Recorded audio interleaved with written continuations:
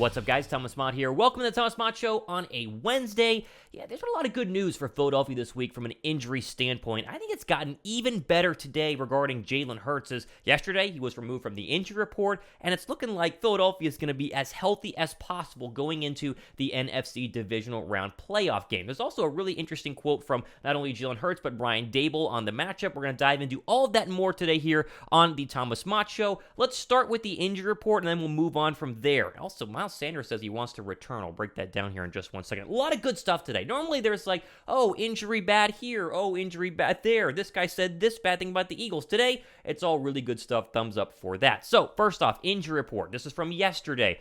Full participant was Jalen Hurts. Full. He's been limited. He's been out the past couple of weeks. The fact he was a full participant in Tuesday practice is really good news. Look at this injury report. The only person who did not participate was Avonte Maddox. That's it. And we know Avonte Maddox is most likely not going to play on Saturday afternoon, but has a chance to play in an NFC Championship game or potentially a Super Bowl. Lane Johnson, he was limited, although he's going to play. He said that. Linval Joseph, limited. Same with Robert Quinn. They are all three going to play. Philadelphia will have the full slate of players for Saturday night at the Link, a game I will be at. Very excited for that as well. Now, just because Hurts was a full participant doesn't mean he still has some lagging or nagging injury stuff, but as he told reporters yesterday, he feels very, very good and looks to be 100% running the complete offense for Philadelphia against the Giants. Now, there was a pretty interesting quote here when asked about this by reporters yesterday regarding, are you worried about the Giants hitting you, targeting your shoulder? Here's what Hurts said, quote, "It's football. I've got a bounty on me every week I go out there on the field.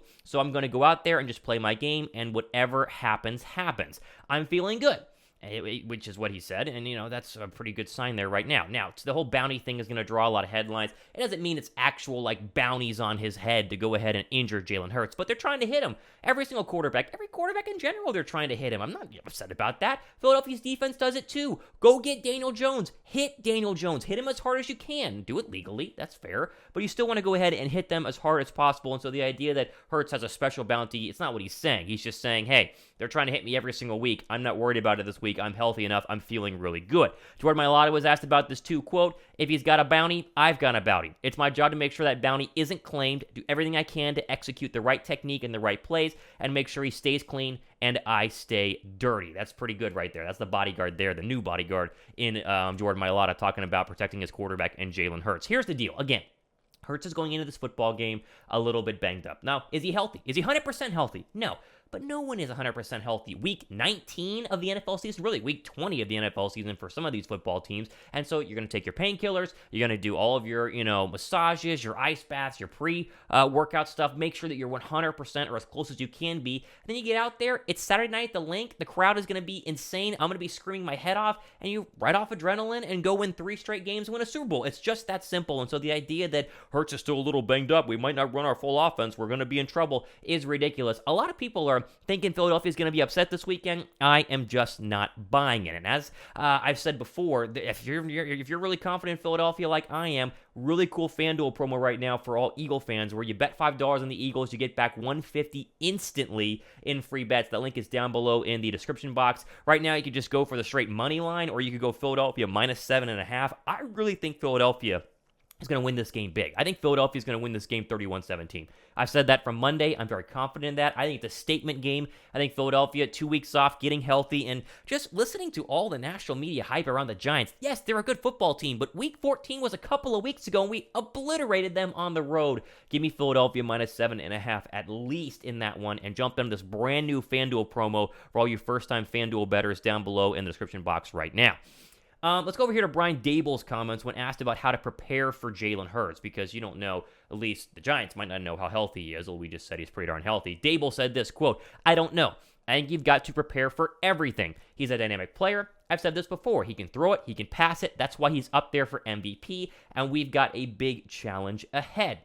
And this whole article goes on to say the Giants also faced the Eagles in Week 14. They saw Hurts at full power, so he produced 3 touchdowns in a 48-22 Philly win. That should help the team be prepared for any Hurts that shows up on the field Saturday. This again goes back to this idea that, it's a different Giants football team. The Giants starters didn't play in Week 18. The Giants starters did play in Week 14 and got obliterated by our starters. Now, Jones has played a lot better. We talked about this on the show yesterday, but I just feel really good. I don't know, guys.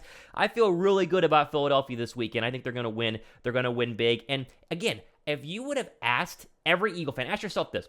If I would have told you Philadelphia has to beat Daniel Jones and then Brock Purdy or Dak Prescott to go to a Super Bowl, you would take that 100 out of 100 times. You'd be so giddy if I told you that week one. Now we're like, oh my gosh, Daniel Jones, Brock Purdy, Dak Prescott, we're so worried. Ridiculous. They're going to be just fine. Philadelphia wins this weekend big, and maybe 31-17. Okay, let's go over here to this Miles Sanders quote yesterday. This is good stuff. This is going to be one of the big storylines this offseason after the playoffs are actually done. But Miles Sanders was asked about re-signing in Philadelphia because he is at the end of his contract, and he seems pretty darn excited about it. Here's what he said, quote, this comes from ESPN. This year, he and Coach Craig talked, and he was just like, just remember that you're out here to perform. If you're not performing for the Eagles, you're performing for someone else, so you have to get that in your head. This is not just for the Eagles. You're putting on a show for all 32 teams at this point. And if they don't want to pay you what you deserve, somebody else will. That was someone talking to Miles Sanders. And Sanders said, quote, I love Philly. Just bring me back. I hope they bring me back. I love you, Howie. I hope you love me too, end quote. And this just comes off the back of what has been his best season in Philadelphia. This is what we always expected Miles Sanders to be able to do, and that was be a 1,000-yard back, be lethal out of the backfield, and be a great 1-2 punch to Jalen Hurts. Now, the question is going to be, do they want to bring back Miles Sanders? I think they do. I think it's fine. This whole idea of Bijan Robinson at number 10,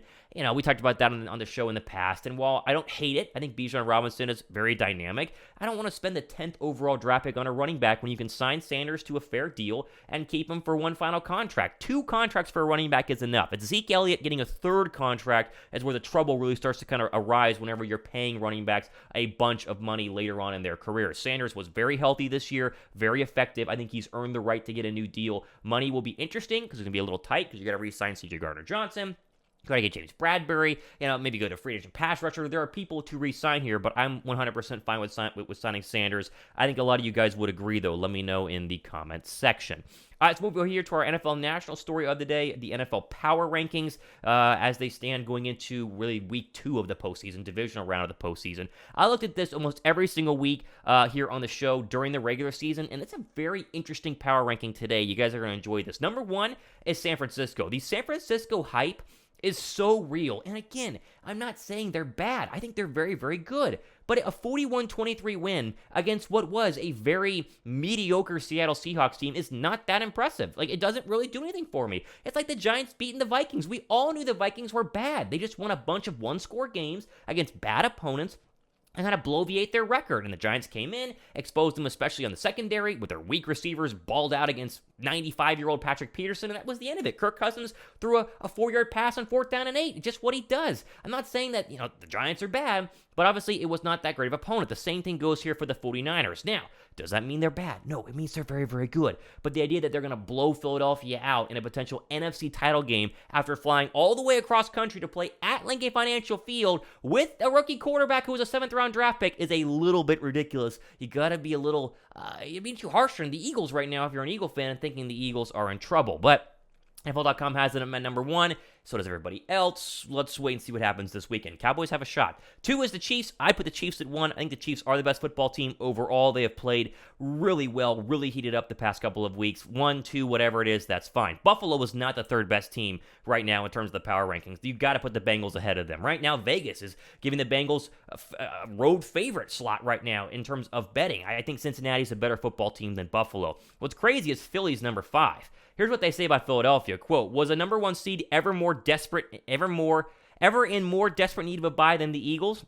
His team hopes to get star right tackle Lane Johnson and beast edge rusher Josh Sweat back in time for Saturday night's grudge match against the Giants. Biggest health-related concern continues to be centered on Jalen Hurts. Last week, the quarterback acknowledged he still might not be fully healthy for the divisional round. I'm feeling better, Hurts said, after being limited in a Thursday practice session. I'm just taking it day by day. I think the world knows I'm dealing with something. That something is a throwing shoulder injury that seriously threatens to limit the quarterback's explosive playmaking ability. Without it, Philadelphia will be vulnerable against a surging Giants team. That's the national media thought process on Philadelphia. Oh, they're hurt. They're not hurt. We just talked about this at the beginning of the show. They're going to be okay. The 5th best team in the playoffs, come on. Dallas is in there at 6. The Giants are in there at 7. Jaguars remain at number 8. That's fine. That's how it should be, right? 6, 7, 8 are exactly how it should be. If I was ranking this, I would go with the Chiefs 1, I go Philly 2, I go Niners 3, Bengals 4, and Bills 5. That's how I would rank the NFL power rankings, but National media is going to national media. It's what the national media does. Come on. I say this every single week. If you watch this show, you know what I am talking about. All right, follow me on Twitter. I got a bunch of DMs yesterday from guys who are going to be tailgating at the link on Saturday afternoon, Saturday night, asking me to swing by. I'm going to do it. I'm going to be walking around the tailgating section. If you guys want me to stop by your tailgate tent, hang out for a little bit pregame, DM me on Twitter at RealThomasMott. I'm going to try to hit as many tailgates as I can. And then, of course, I'm up high. I'm in section 223 or whatever for the game. So we probably can't see each other during the game because you got to have the right ticket and stuff. But I would love to hang out and see you guys during the game. So DM me on Twitter and I'll swing by your tailgate. All right, getting closer and closer. I fly to Philly on Friday. Hopefully you guys have a great rest of your Wednesday afternoon.